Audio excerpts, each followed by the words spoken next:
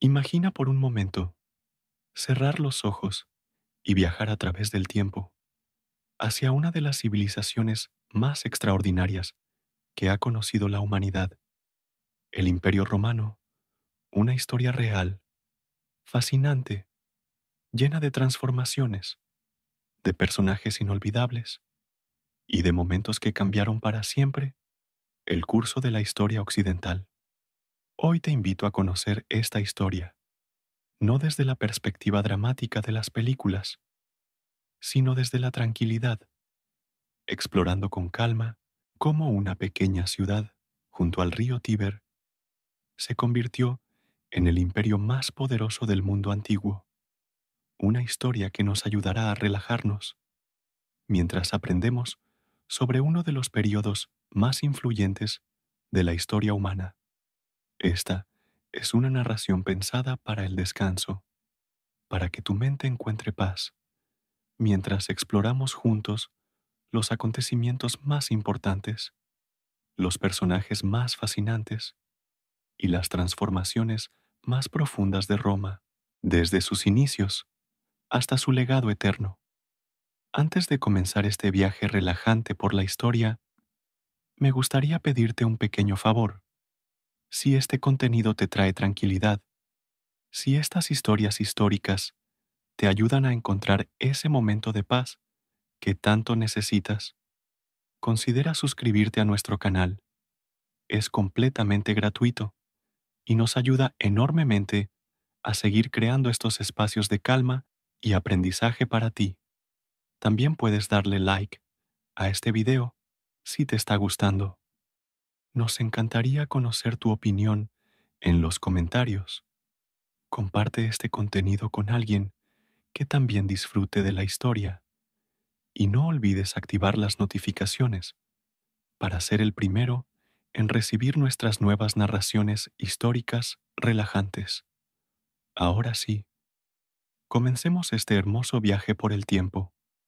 Para entender el Imperio Romano, debemos comenzar por sus orígenes, mucho antes de que existieran los emperadores, mucho antes de que las legiones conquistaran el mundo conocido, en una época donde Roma era apenas una pequeña ciudad, una de muchas en la península itálica, rodeada de colinas, junto a las orillas del río Tíber.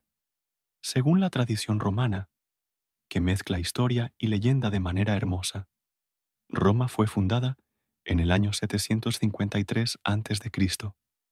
por dos hermanos gemelos, Rómulo y Remo, una historia que los propios romanos contaban con orgullo, aunque sabían que contenía elementos míticos, pero que representaba algo más profundo, el espíritu de supervivencia, de determinación, que caracterizaría a Roma durante toda su existencia.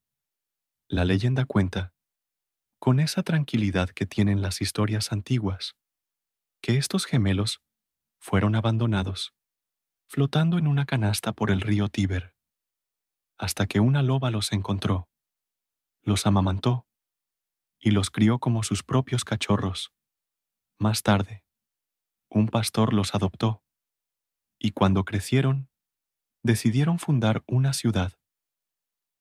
Aunque una disputa entre los hermanos terminó con la muerte de Remo, y Rómulo se convirtió en el primer rey de Roma. Pero más allá de la leyenda, la realidad arqueológica nos muestra, con evidencias fascinantes, que Roma comenzó como una serie de pequeños asentamientos en las famosas 7 colinas: el Palatino, el Aventino, el Capitolio, el Quirinal, el Viminal, el Esquilino y el Celio, cada una con su propia personalidad, su propia historia, su propia contribución al crecimiento de la ciudad. Durante los primeros siglos, Roma fue gobernada por reyes, 7 en total, según la tradición, cada uno aportando algo especial al desarrollo de la ciudad. Fueron tiempos de crecimiento lento, orgánico, donde las tradiciones se fueron formando, donde las costumbres se fueron estableciendo, donde el carácter romano comenzó a definirse. El último rey, Tarquinio el Soberbio, se convirtió en un tirano, y su comportamiento, especialmente un episodio terrible relacionado con su hijo, provocó una rebelión que en el año 509 a.C. cambió para siempre el destino de Roma. Los romanos expulsaron a la monarquía y establecieron algo completamente nuevo, la República. La República Romana fue una forma de gobierno revolucionaria para su época, basada en la idea, tan moderna en algunos aspectos, de que el poder no debía concentrarse en una sola persona, sino que debía ser compartido, controlado, limitado por instituciones y por periodos de tiempo específicos. Los romanos crearon un sistema complejo, pero fascinante, con dos cónsules que gobernaban juntos durante un año, con el Senado que aconsejaba y tomaba decisiones importantes, con tribunos de la plebe que defendían los derechos del pueblo común. Era un equilibrio delicado que funcionó durante casi 5 siglos y que influyó profundamente en las democracias modernas. Durante estos siglos republicanos, Roma creció lentamente, expandiéndose primero por Italia, no siempre a través de la guerra, muchas veces a través de alianzas, de tratados, de la famosa diplomacia romana, que sabía cuándo luchar, cuándo negociar y cuándo simplemente esperar el momento adecuado. Las guerras más famosas de este periodo fueron las guerras púnicas, 3 conflictos épicos contra Cartago, la gran potencia del Mediterráneo occidental, ubicada en lo que hoy es Túnez. Estas guerras, que se extendieron durante más de un siglo, definieron no solo el destino de Roma, sino el futuro de toda la civilización occidental. La Segunda Guerra Púnica es quizás la más famosa porque nos dio uno de los personajes más extraordinarios de la antigüedad, Aníbal Barca, el general cartaginés que, con una audacia increíble, cruzó los Alpes con elefantes y llegó hasta las puertas de Roma, creando una de las crisis más serias en toda la historia romana. Durante 17 años, Aníbal permaneció en territorio italiano, ganando batalla tras batalla, pero nunca pudo tomar la ciudad de Roma. Y aquí vemos una de las características más importantes del carácter romano, su capacidad de resistencia, su negativa a rendirse, incluso en los momentos más difíciles, incluso cuando parecía que todo estaba perdido. Finalmente, fue Escipión, el africano, quien llevó la guerra a territorio cartaginés y derrotó a Aníbal en la batalla de Sama en el año 202 a.C., marcando el final de la amenaza cartaginesa y el comienzo de la hegemonía romana en el Mediterráneo. Pero las victorias militares trajeron consecuencias inesperadas. Roma se enriqueció enormemente. Llegaron esclavos por miles. Llegaron tesoros de todos los rincones del Mediterráneo. Llegaron nuevas ideas, nuevas filosofías, nuevas formas de arte, pero también llegaron problemas sociales que eventualmente llevarían al fin de la República. La sociedad romana comenzó a cambiar. Los antiguos valores, la sencillez, la dedicación al bien común, comenzaron a erosionarse. Apareció una clase de ricos extremadamente poderosos, mientras que los pequeños agricultores, que habían sido la base del ejército romano, se empobrecieron y migraron a la ciudad, creando una masa urbana, descontenta, fácil de manipular. Aparecieron entonces figuras extraordinarias, pero también peligrosas, los hermanos Graco, Tiberio y Cayo, que intentaron reformas sociales, pero fueron asesinados, Mario y Sila, que se enfrentaron en guerras civiles, que mancharon de sangre las calles de Roma, y finalmente llegó el momento de tres hombres que cambiarían para siempre la historia de Roma: Julio César, Pompeyo el Grande y Marco Licinio Craso. Formaron lo que los historiadores llaman el primer triunvirato, una alianza secreta que les permitió controlar Roma, repartiéndose el poder y las provincias más ricas del imperio en expansión. Julio César era sin duda el más ambicioso de los tres, un hombre de inteligencia extraordinaria, orador brillante, escritor talentoso y general excepcional, pero también peligrosamente carismático, con una visión de Roma que iba mucho más allá de lo que la república tradicional podía ofrecer. Durante su tiempo como cónsul, César había sido asignado a las Galias, lo que hoy conocemos como Francia, Bélgica y partes de Suiza, una región considerada bárbara por los romanos, pero que resultó ser mucho más rica y estratégicamente importante de lo que Aniwan había imaginado. Las guerras gálicas, que César libró durante 8 años, desde el 58 hasta el 50 a.C., no solo expandieron enormemente el territorio romano, sino que también le dieron a César la experiencia militar, la riqueza y, sobre todo, la lealtad de sus legiones, que serían fundamentales para lo que vendría después. César tenía la habilidad, casi única en la historia, de inspirar una devoción absoluta en sus soldados, no solo porque los llevaba a la victoria, sino porque compartía sus peligros, sus privaciones, sus triunfos. Era un líder que entendía intuitivamente que el poder real no viene solo de la autoridad formal, sino del amor y la confianza de quienes te siguen.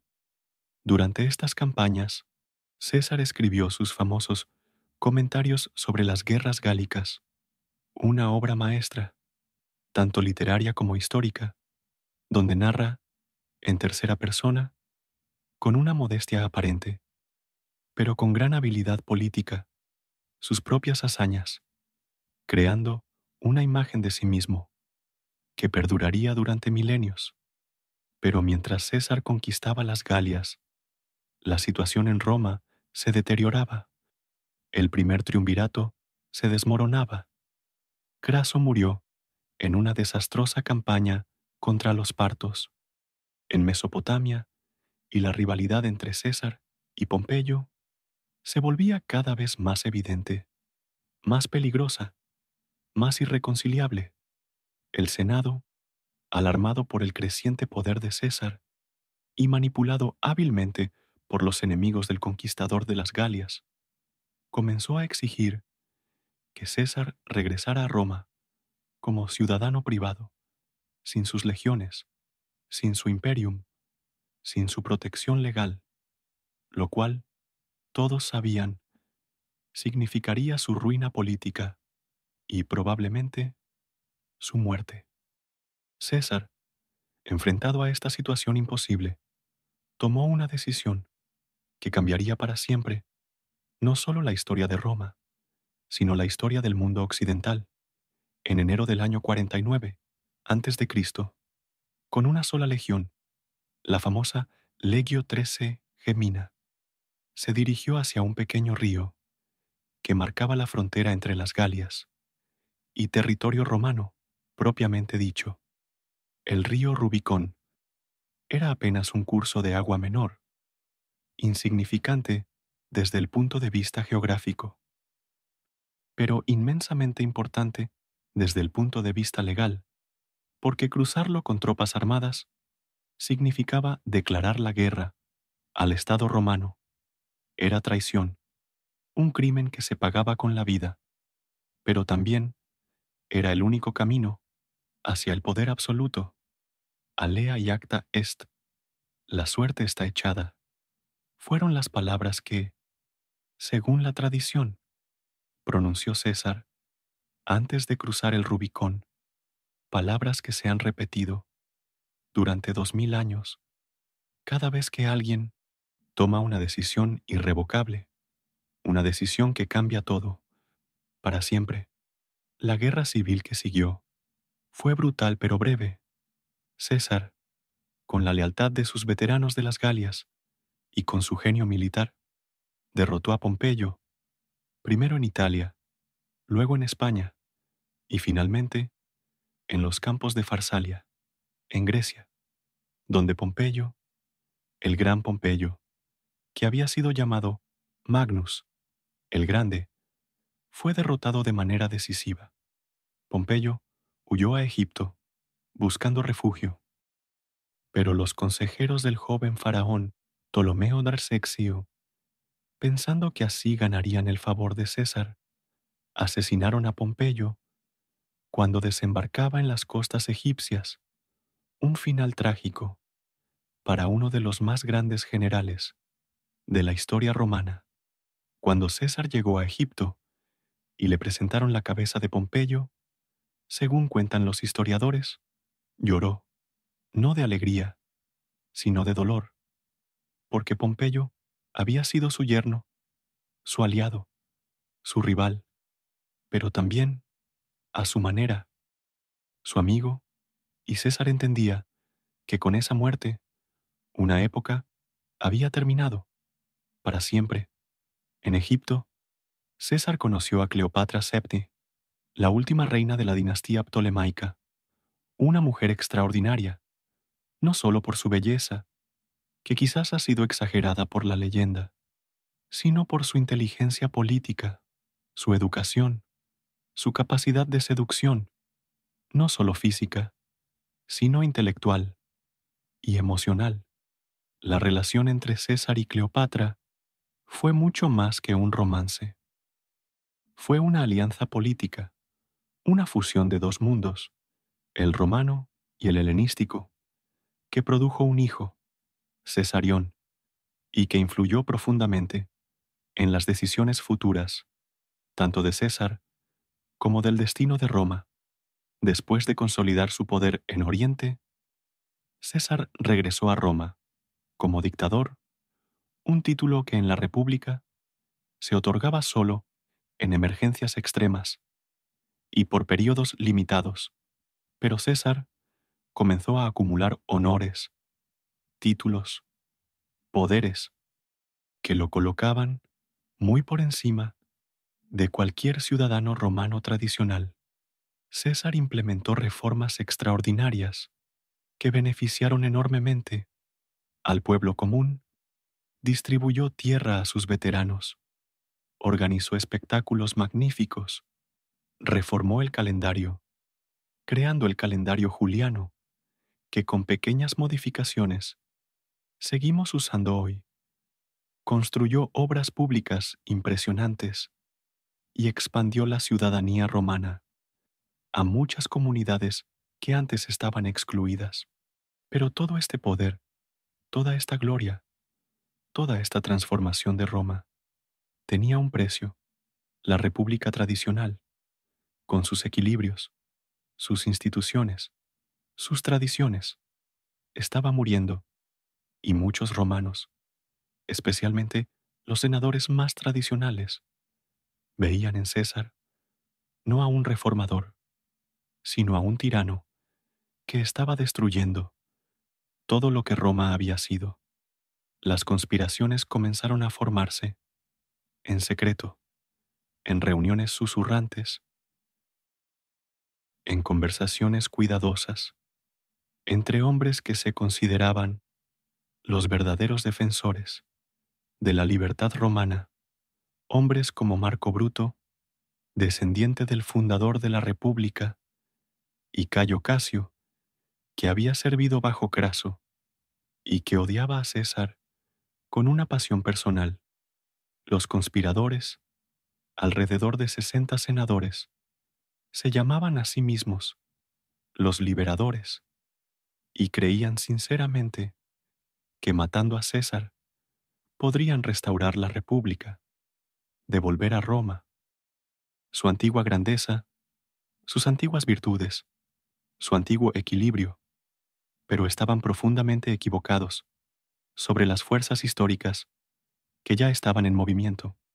El 15 de marzo del año 44 antes de Cristo, los idus de marzo, César se dirigió, como era su costumbre, a una reunión del Senado que se celebraba ese día en el Teatro de Pompeyo, irónico lugar, considerando que era un edificio construido por su antiguo rival y donde ahora su destino se sellaría. Había recibido advertencias. Su esposa Calpurnia había tenido sueños terribles. Un adivino le había gritado en la calle que se cuidara de los idus de marzo. Incluso esa mañana, alguien le entregó un rollo que contenía detalles de la conspiración. Pero César, con esa mezcla de valentía y fatalismo que lo caracterizaba, decidió ir de todas maneras. Cuando César entró al Senado, los conspiradores se acercaron, como si fueran a presentarle una petición, y entonces Casca fue el primero en atacar, con un puñal, seguido inmediatamente por todos los demás, en una escena de violencia brutal que manchó de sangre el suelo del Senado romano. César se defendió al principio, pero cuando vio a Bruto, el joven a quien había tratado casi como un hijo, acercarse con el puñal en la mano, según la tradición, pronunció las palabras inmortales: «Tu quoque, Brute, tú también, Bruto». Y entonces se cubrió la cabeza con su toga y se dejó caer a los pies de la estatua de Pompeyo, su antiguo enemigo. Los conspiradores habían matado a César, pero no habían pensado qué hacer después. No tenían un plan para llenar el vacío de poder que habían creado, y así, en lugar de restaurar la República, como esperaban, habían abierto la puerta a más guerras civiles, más violencia y finalmente al fin definitivo de la República Romana. El funeral de César se convirtió en un momento decisivo. Marco Antonio, el lugarteniente más leal de César, pronunció una oración fúnebre que inflamó las pasiones del pueblo romano, que amaba a César por todas las reformas, todos los beneficios que había traído a sus vidas cotidianas. Pero la gran sorpresa, la que nadie había anticipado, fue la lectura del testamento de César, donde nombraba como su heredero principal, no a Marco Antonio, no a ninguno de sus lugartenientes veteranos, sino a su sobrino nieto, un joven de apenas 18 años, llamado Cayo Octavio, que tomaría el nombre de Cayo Julio César Octaviano y que cambiaría para siempre la historia del mundo. Octaviano era apenas un adolescente cuando se enteró de que su tío abuelo, el poderoso Julio César, lo había adoptado y le había dejado la mayor parte de su fortuna. Pero más importante aún, le había dejado algo mucho más valioso: el nombre de César, que ya se había convertido en algo mágico para el pueblo romano. Nadie esperaba mucho de este joven delgado, de salud frágil, que parecía más adecuado para los estudios que para la política, y mucho menos para la guerra. Marco Antonio, el veterano, el hombre fuerte, el heredero natural del poder de César, lo veía con desprecio, como un obstáculo menor que pronto sería eliminado de la escena política. Pero Octaviano tenía algo que sus enemigos no habían percibido: una inteligencia política extraordinaria, una paciencia infinita y una comprensión intuitiva de lo que Roma necesitaba en ese momento de crisis. No era otro caudillo militar, sino alguien que pudiera restaurar la paz, la estabilidad, la prosperidad que las guerras civiles habían destruido. Los primeros años, después del asesinato de César, fueron caóticos. Los asesinos, los famosos liberadores, Bruto y Casio, habían huido de Roma y estaban reuniendo ejércitos en las provincias orientales, mientras que en Roma, Marco Antonio y el joven Octaviano se disputaban la herencia política del dictador asesinado. Pero gradualmente, con una sabiduría política que sorprendía por su juventud, Octaviano comenzó a construir alianzas, a ganar apoyos, a demostrar que, a pesar de su edad, a pesar de su aparente fragilidad, tenía la determinación y la habilidad para ser un líder digno del nombre de César. La situación se complicó aún más con la aparición de Marco Emilio Lépido, otro lugarteniente de César, que controlaba importantes fuerzas militares y que también aspiraba a heredar el poder del dictador muerto. Roma se fragmentaba entre diferentes facciones, cada una con sus propios ejércitos, sus propias ambiciones, sus propios planes para el futuro del Estado. Finalmente, en el año 43 a.C., estos tres hombres, Marco Antonio, Octaviano y Lépido, decidieron que era mejor unirse que destruirse mutuamente, y formaron lo que los historiadores llaman el Segundo Triunvirato, una alianza que oficialmente se estableció para restaurar el orden en la República, pero a diferencia del primer triunvirato, que había sido secreto, esta nueva alianza fue oficial, legal, reconocida por las instituciones romanas y mucho más brutal en sus métodos. Los triunviros se otorgaron poderes extraordinarios, incluyendo el derecho de crear listas de proscritos, ciudadanos romanos que debían ser ejecutados y cuyos bienes serían confiscados. Las proscripciones que siguieron fueron una de las páginas más oscuras de la historia romana. Cientos de senadores, miles de ciudadanos ricos, fueron asesinados no solo por razones políticas, sino también para financiar los ejércitos que los triunviros necesitaban para sus próximas campañas. Entre los asesinados estaba Marco Tulio Cicerón, el más grande orador de la historia romana, el defensor de la República, el hombre que había denunciado, con elocuencia incomparable, las ambiciones de Marco Antonio. Sus filípicas habían sido tan efectivas, tan devastadoras, que Antonio exigió su muerte, como precio, por la alianza. Cicerón fue asesinado mientras huía de Roma, y su cabeza y sus manos fueron clavadas en la tribuna del foro, donde tantas veces había defendido la libertad y las instituciones republicanas. Un final trágico para uno de los más grandes intelectuales de la antigüedad y un símbolo del fin de una época.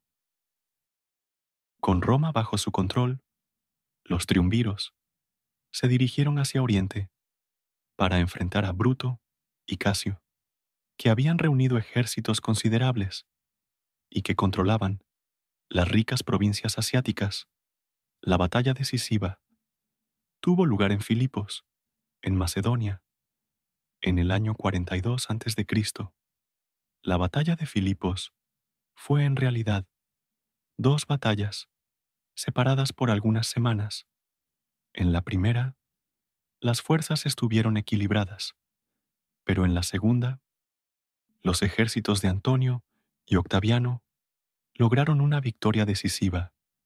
Bruto y Casio, viendo que todo estaba perdido, se suicidaron, prefiriendo la muerte al deshonor de la captura. Con la muerte de los últimos defensores de la República tradicional, el mundo romano quedó dividido entre los tres triunviros. Antonio recibió Oriente, las provincias más ricas, más cultas, más fascinantes. Octaviano recibió Occidente, incluyendo Italia, la base del poder. Y Lépido, el más débil de los tres, recibió África. Pero esta división no podía durar para siempre. Gradualmente, las tensiones entre Antonio y Octaviano comenzaron a crecer, alimentadas por la ambición, por las diferencias de personalidad y por la comprensión de que Roma era demasiado pequeña para dos Césares.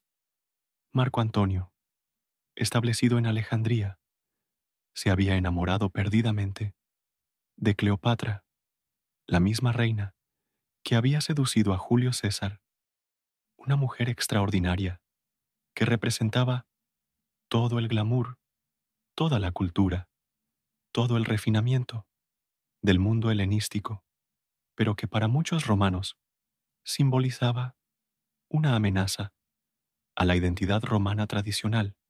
Antonio y Cleopatra tuvieron 3 hijos juntos, y Antonio, gradualmente, comenzó a adoptar las costumbres orientales.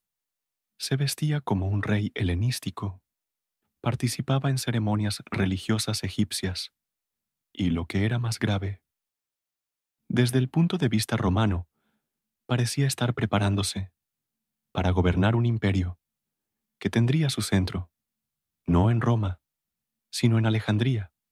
Octaviano, mientras tanto, se concentraba en consolidar su poder en Occidente, en presentarse como el verdadero heredero de Julio César y como el defensor de las tradiciones romanas contra la amenaza oriental que representaba la alianza entre Antonio y Cleopatra. La propaganda se volvió un arma fundamental. En esta lucha, Octaviano tenía la ventaja de controlar Roma y, por tanto, la opinión pública romana presentaba a Antonio como un traidor que había abandonado a su esposa romana por una reina extranjera y que estaba preparándose para entregar el imperio a los enemigos de Roma. La crisis final llegó en el año 32 antes de Cristo, cuando Antonio repudió oficialmente a su esposa romana, Octavia, que casualmente era la hermana de Octaviano, y reconoció públicamente su matrimonio con Cleopatra, un escándalo que Octaviano supo explotar magistralmente. El Senado, manipulado hábilmente por Octaviano, declaró la guerra, no a Antonio, que aún era ciudadano romano, sino a Cleopatra, presentando el conflicto no como una guerra civil, sino como una guerra patriótica de Roma contra una reina extranjera que amenazaba la independencia del Estado romano. La batalla decisiva tuvo lugar en Actium, en las costas de Grecia, el 2 de septiembre del año 31 antes de Cristo. Fue principalmente una batalla naval, donde la flota de Octaviano, comandada por su hábil almirante Agripa, derrotó decisivamente a la flota combinada de Antonio y Cleopatra. Durante la batalla, Cleopatra, viendo que la situación era desesperada, huyó con su flota hacia Egipto y Antonio, preso del amor, abandonó sus propias tropas y la siguió. Un gesto romántico, pero militarmente desastroso, que selló su destino y el destino del mundo. Las tropas de Antonio, abandonadas por su comandante, se rindieron a Octaviano, quien las trató con clemencia, incorporándolas a sus propias legiones. Ya no había necesidad de más violencia, de más proscripciones. La victoria era completa, definitiva, irreversible. Octaviano persiguió a los amantes hasta Alejandría, donde Antonio, creyendo falsamente que Cleopatra había muerto, se suicidó, atravesándose con su propia espada, un final trágico para uno de los más grandes generales de la historia romana, un hombre que había llegado tan cerca del poder absoluto. Cleopatra, capturada viva, intentó seducir a Octaviano como había seducido a Julio César y a Marco Antonio, pero el joven demostró ser inmune a sus encantos. Sabía que necesitaba llevarla a Roma como prisionera para su triunfo, pero Cleopatra prefirió la muerte al deshonor. La muerte de Cleopatra, según la leyenda, llegó por la mordedura de una serpiente venenosa, un áspid que se hizo traer, escondido en una canasta de higos, un final dramático, apropiado para la última reina de una dinastía que había gobernado Egipto durante 300 años. Con la muerte de Antonio y Cleopatra, y con la anexión de Egipto como provincia romana, Octaviano se convirtió en el único señor del mundo mediterráneo. No había más rivales, no había más competidores, no había más obstáculos entre él y el poder absoluto que durante tanto tiempo había sido el sueño de los ambiciosos romanos. Pero Octaviano había aprendido de los errores de su tío abuelo. Sabía que el poder absoluto no se podía ejercer de manera abierta en una sociedad que aún valoraba las formas republicanas, las tradiciones ancestrales, la ilusión de que los ciudadanos romanos eran hombres libres, gobernados por instituciones, no por la voluntad de un solo hombre. Por eso, cuando Octaviano regresó a Roma en el año 29 a.C., después de su victoria total sobre todos sus enemigos, se presentó no como un conquistador, sino como un restaurador, alguien que había salvado a Roma de la anarquía, de las guerras civiles, de la destrucción, y que ahora deseaba únicamente devolver la paz y la prosperidad al mundo romano. En enero del año 27 a.C., en una sesión solemne del Senado, Octaviano realizó uno de los gestos políticos más brillantes de toda la historia. Anunció que devolvía todos sus poderes extraordinarios al Senado y al pueblo romano, que la República estaba restaurada y que él se retiraba a la vida privada como un ciudadano común. El Senado, como Octaviano había calculado perfectamente, reaccionó con horror ante la perspectiva de perder al hombre que había traído la paz después de décadas de guerra civil. Le suplicaron que mantuviera al menos algunos poderes, que siguiera protegiendo al Estado romano de los peligros internos y externos. Octaviano, después de una resistencia cuidadosamente calculada, aceptó, con aparente reluctancia, mantener el control de las provincias fronterizas donde estaban las legiones y recibió del Senado el título de Augustus, el Venerado, un título religioso que lo colocaba bajo la protección especial de los dioses, pero que no sonaba a realeza ni a dictadura. Así nació el Imperio Romano, no con el estruendo de las armas, no con proclamaciones grandilocuentes, sino con un acto de aparente modestia que escondía una revolución total en la forma de gobernar el mundo mediterráneo. Augusto, como ahora se llamaba, había logrado lo que nadie antes había conseguido: el poder absoluto, con la apariencia de legalidad republicana. El reinado de Augusto, que duró 45 años, desde el 27 a.C. hasta el 14 después de Cristo, transformó completamente no solo a Roma, sino al mundo conocido. Fue una época de paz, de prosperidad, de florecimiento cultural, que los romanos llamarían después la Pax Romana, la paz romana. Augusto reorganizó completamente la administración del imperio, creó un servicio civil profesional, estableció fronteras defendibles, reformó el ejército, convirtiéndolo en una fuerza profesional, disciplinada, leal únicamente al emperador. Construyó caminos, acueductos, teatros, templos, que embellecieron todas las ciudades del imperio.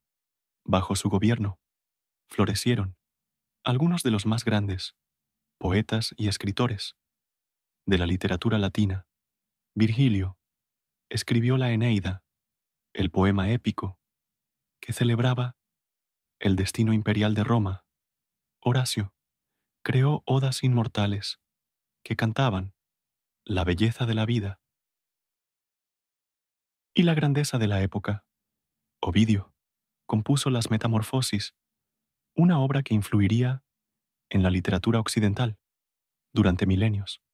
La época de Augusto también vio nacer en una remota provincia del imperio, en Judea, a un niño que se convertiría en una figura aún más influyente que el propio emperador, Jesús de Nazaret, cuya vida y enseñanzas transformarían, eventualmente, no solo al imperio romano, sino a toda la civilización occidental. Cuando Augusto murió, en el año 14 después de Cristo, después de una larga enfermedad, en la ciudad de Nola, dejó un imperio sólido, próspero, en paz y una forma de gobierno que perduraría durante más de 4 siglos en Occidente y más de 1000 años en Oriente, como el Imperio Bizantino. Su sucesor, Tiberio, su hijastro, continuó las políticas augustanas, aunque con menos carisma y mayor desconfianza hacia el Senado y el pueblo. Comenzaba así la dinastía Julio-Claudia, que incluiría emperadores tan diferentes como el excéntrico Calígula, el estudioso Claudio y el infame Nerón. Cada emperador aportó algo diferente al desarrollo del imperio. Claudio conquistó Britania, expandiendo las fronteras romanas hasta las islas del norte. Trajano llevó el imperio a su máxima extensión territorial, conquistando Dacia y llegando temporalmente hasta Mesopotamia, mientras que Adriano consolidó las fronteras, construyendo su famoso muro en el norte de Inglaterra. La época de los Antoninos, especialmente durante los reinados de Antonino Pío y Marco Aurelio, representó quizás el momento de mayor esplendor del Imperio Romano. Fue una época de prosperidad económica, de florecimiento cultural, de relativa paz, que Edward Gibbon, el gran historiador inglés, describió como el período en que la humanidad fue más feliz y próspera. Marco Aurelio, el emperador filósofo, que escribió sus meditaciones mientras campaña en las fronteras del Danubio, representó el ideal del gobernante, ilustrado por la filosofía, dedicado al bien común, consciente de sus responsabilidades hacia los dioses y hacia sus súbditos. Pero incluso en esta época dorada comenzaron a aparecer las primeras grietas en el edificio imperial. Las fronteras se volvían más difíciles de defender. Los pueblos bárbaros presionaban cada vez más contra las defensas romanas. La economía comenzaba a mostrar signos de tensión por el costo creciente de mantener las legiones y la administración. La muerte de Marco Aurelio, en el año 180 después de Cristo, marcó el fin de la época dorada. Su hijo Cómodo fue un emperador caprichoso y cruel que prefería los espectáculos del anfiteatro a las responsabilidades del gobierno y cuyo asesinato en el año 192 abrió una nueva época de crisis y transformación. El siglo III fue un periodo de profunda crisis, conocido como la crisis del siglo III o la anarquía militar. Durante 50 años, el imperio se fragmentó.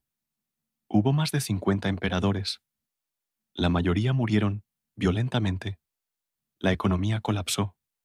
Las fronteras fueron repetidamente violadas por los bárbaros. Pero Roma demostró una vez más su extraordinaria capacidad de supervivencia y renovación. Emperadores como Aureliano, Diocleciano y finalmente Constantino lograron restaurar el orden, reorganizar el imperio y adaptar las instituciones romanas a las nuevas realidades del mundo tardío. Diocleciano introdujo reformas fundamentales, dividió el imperio en 4 partes, estableció un sistema de gobierno compartido, la tetrarquía, reformó completamente el sistema económico y militar y persiguió severamente a los cristianos en el último gran intento de restaurar la religión tradicional romana.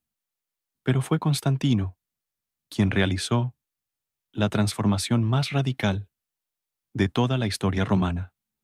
No solo legalizó el cristianismo con el Edicto de Milán en el año 313, sino que él mismo se convirtió al cristianismo, convirtiéndose en el primer emperador cristiano y cambiando para siempre el carácter del imperio. Constantino también fundó una nueva capital, Constantinopla, en el sitio de la antigua Bizancio, creando una nueva Roma, en Oriente, que sería el centro de un imperio cristiano y que sobreviviría 1000 años más después de la caída de la Roma occidental. El imperio romano de Occidente continuó durante casi 2 siglos más, pero gradualmente perdió territorio, poder y cohesión. Las invasiones bárbaras se intensificaron. Tribus enteras comenzaron a asentarse dentro de las fronteras romanas, manteniendo sus propias leyes, sus propias costumbres, sus propios jefes. El último emperador romano de Occidente, Rómulo Augustulo, fue depuesto en el año 476 después de Cristo por Odoacro, un jefe bárbaro que envió las insignias imperiales a Constantinopla, declarando que ya no era necesario un emperador en Occidente. Así terminó, oficialmente, el Imperio Romano de Occidente. Pero el legado de Roma continuó viviendo en las leyes en las instituciones, en los idiomas, en la cultura de toda Europa. El derecho romano se convirtió en la base de los sistemas legales modernos. El latín evolucionó hacia las lenguas romances, español, francés, italiano, portugués, rumano, que hablamos hoy. Las ideas romanas sobre el gobierno, sobre la ciudadanía, sobre el imperio de la ley, influyeron profundamente en el desarrollo de la civilización occidental, desde el Sacro Imperio Romano Germánico hasta los Estados Unidos de América, que adoptaron muchas instituciones y símbolos romanos: el Senado, el Capitolio, el águila, las fases. Así termina esta historia del Imperio Romano, una civilización que durante más de 1000 años dominó el mundo mediterráneo y que dejó una huella tan profunda en la historia humana que aún hoy seguimos siendo, en muchos sentidos, herederos de Roma, ciudadanos de una civilización que comenzó junto a las orillas del Tíber y que se extendió hasta los confines del mundo conocido. Y ahora, mientras esta historia llega a su fin, puedes dejar que tu mente se relaje completamente, que tu respiración se vuelva más lenta, más profunda, que tu cuerpo encuentre la paz y el descanso que tanto necesita, llevando contigo la tranquilidad de haber viajado a través de los siglos y de haber conocido una de las historias más extraordinarias de la humanidad. Que tengas dulces sueños.